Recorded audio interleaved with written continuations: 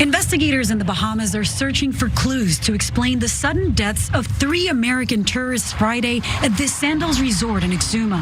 While police say they don't suspect foul play, the grim discovery is making tourists anxious. I think I'm just going to be a little bit more aware and, I don't know, just on edge. In one villa, authorities say they found a man dead and a woman who needed medical care. She was airlifted to a hospital. In a second villa, police discovered another couple. The man slumped against the bathroom wall and the woman on the bed, both dead.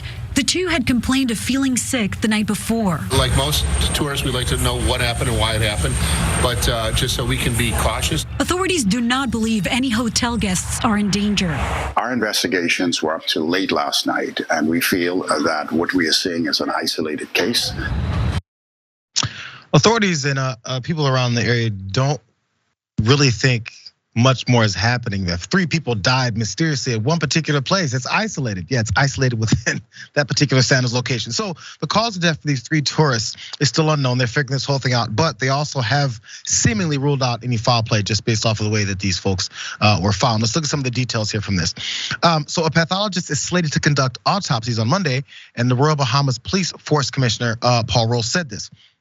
Foul play is not suspected in Friday's death, as Bahamian acting Prime Minister Chester Cooper has also pointed out. Forensic scientists are collecting samples from the deceased, and a lab in Philadelphia is helping with toxicology examinations. The lab expects results will be ready within 7 days. Scientologists also collected samples from the victims' rooms to check for contaminants. Officials decline to say whether any contaminants have been found in samples so far, and pathologists will provide an official report once the tests are complete.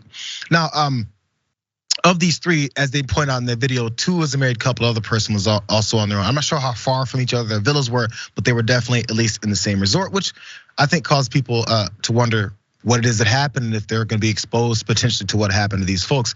So these are the folks that did tragically die. Michael Phillips was 68 years old and his wife, Robbie Phillips, was 65. They're from Tennessee, and they were declared dead at the resort on Friday. And also Vincent Paul Chiarella, who's also 64, he was from Florida.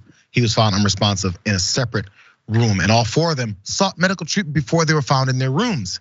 So the crazy part about this, and they had eaten at different restaurants, is what the police commissioner said. They were seen by the doctor the night before, and that would have been around 11 o'clock, and they were discovered the next morning. So we have a timeline between 11 p.m. and 8:30 and 9 a.m. is what Roll said when tragically everything went sideways. What are your thoughts here? I don't know. Like the first thing that came to mind was carbon monoxide poisoning, just because I had some relatives that had a carbon monoxide leak in their house and didn't know it for a long time, and they were experiencing like some similar symptoms, and eventually like it was like a pretty scary situation. Someone came in to check on them because they hadn't heard from them, and they were unable to move because of the leak. They were okay, they survived because someone found them, but it's one of those things. I don't know, of course, though, and I think that saying that it's an isolated incident when it was, a man and a woman, and then another person from 2 different villas. I mean, sure, it's isolated to the resort, but I don't think that that's very reassuring to the other people at the resort. I would, I think that's sort of, if you haven't done any of the actual research yet. You haven't come to any conclusions. Right. It seems like you're just trying not to lose any business or have to issue any refunds when there could be a very real, possibility that the other guests could also be getting sick or worse soon. Yeah, I mean, I don't know if anything else comes from this, if then something else happens. Of course, this business wants to protect whether or not more tourists will come, so they're gonna cover this, or not cover as far as like being dishonest, but at least try and insulate this problem and find out what it was before anyone else gets affected by it, hopefully. And they get some level of safety and comfort back from people that are there.